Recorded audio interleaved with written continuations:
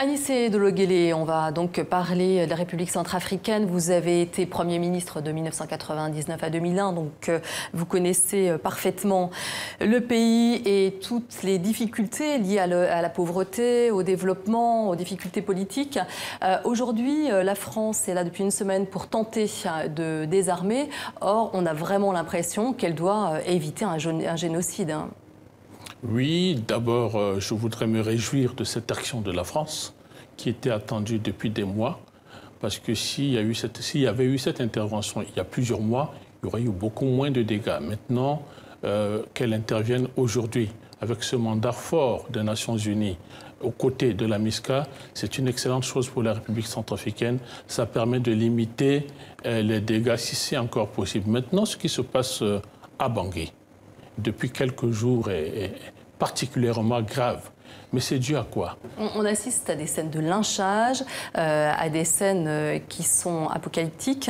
Effectivement, on se dit qui sont les responsables de cette situation. Mais les responsables, c'est les hommes politiques qui ont pensé qu'en faisant la rébellion, en détruisant les villes, avant de prendre le pouvoir... Vous parlez des Séléka? Je parle des Séléka aujourd'hui, mais hier, du président Bozizé.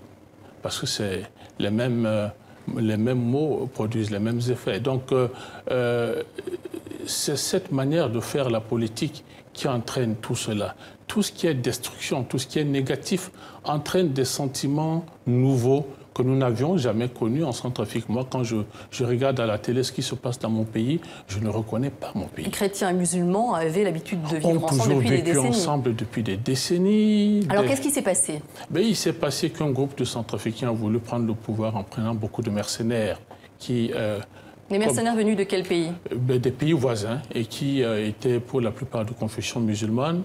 Une fois qu'ils ont pris le pays sans avoir combattu, puisqu'il n'y avait pas de combat, les militaires centrafricains ont refusé de combattre, mais depuis le mois de mars jusqu'à aujourd'hui, ils n'arrêtent pas de piller, de tuer, de détruire le pays.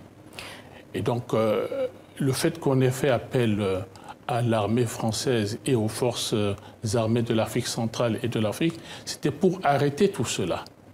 Maintenant, qu'est-ce qui s'est passé à Bangui? Il s'est passé que l'ancien président a manipulé des jeunes sans aucun moyen pour qu'ils rentrent dans la ville sous le prétexte de prendre le pouvoir. Une fois entrés dans la ville, ils se sont mis à tuer des civils. Ils ne se sont pas pris à des cibles militaires. Ils ont tué des civils, malheureusement de confession musulmane. Et les Séléka, qui sont en majorité musulmane, ont pris la décision d'aller maison par maison pour assassiner des Centrafricains. Donc, la population vit voilà, dans la aujourd'hui, peur. les vannes sont ouvertes depuis que les Français sont arrivés sur place et il y a une volonté de vengeance de ces gens qui ont été agressés depuis le mois de mars, Oui. Ce qui amène à cette situation totalement chaotique. Alors, comment la France peut-elle rétablir la sécurité de façon rapide ? Est-ce que ça vous paraît envisageable? Puisqu'on a parlé de quelques mois, est-ce que ça paraît crédible? Oui, quelques mois, c'est crédible. Moi, à mon avis, rétablir la sécurité est possible. La France et la MISCA peuvent arriver à rétablir très vite la sécurité. Donc 3000 hommes aujourd'hui du côté des forces africaines, 1600 du côté de la France, ça vous paraît suffisant pour endiguer la situation? Oui, vous avez entendu que les Africains passeront à 6000 dans les prochaines semaines, je l'espère. Ce qui est plus difficile, c'est le comportement des Centrafricains.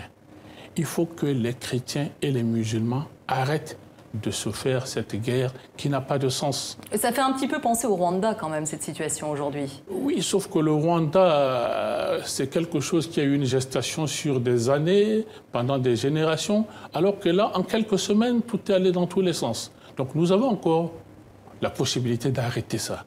Alors, on va parler de la situation humanitaire assez rapidement, puisqu'il y a 1 400 000 personnes qui sont déplacées dans le pays, oui. 100 000 à Bangui. Comment vivent ces populations aujourd'hui qui sont totalement démunies? Très, très, très mal. À l'intérieur de Bangui, 1 personne sur 7 a quitté son domicile et vit soit aux abords de l'aéroport, soit dans les églises, soit dans des lieux publics, avec une promiscuité qui peut entraîner des épidémies, avec la faim, la maladie, et simplement parce qu'elles ont peur. Elles ont bien une maison, mais elles ont peur de repartir pour ne pas être assassinées dans la nuit. Et donc il faut vraiment que le gouvernement puisse parler aux populations, faire ce que les religieux font déjà, parler aux jeunes, parler aux populations pour qu'elles arrêtent de ce cycle de violence qui n'a pas de sens. Alors, un dernier point, François Hollande vient de solliciter un fonds de soutien européen permanent, puisque la France est assez seule à intervenir aujourd'hui en Centrafrique. Il y a un appui logistique de la communauté internationale, mais ça s'en tient essentiellement à cela. Est-ce que ça vous paraît indispensable? Oui. Oui, parce que les besoins sont immenses. Il n'y a pas seulement les besoins sécuritaires. La France, la MISCA, avec les moyens des Nations Unies, pourront faire face aux besoins sécuritaires. Mais les besoins humanitaires, l'économie, parce qu'il faut payer les fonctionnaires, il faut faire fonctionner l'État. Et aujourd'hui, la République centrafricaine est arrêtée. Il n'y a plus rien qui marche. Donc je pense qu'il y a beaucoup de besoins pour lesquels la France risque d'être un peu isolée. Merci Anissé Dogele, merci.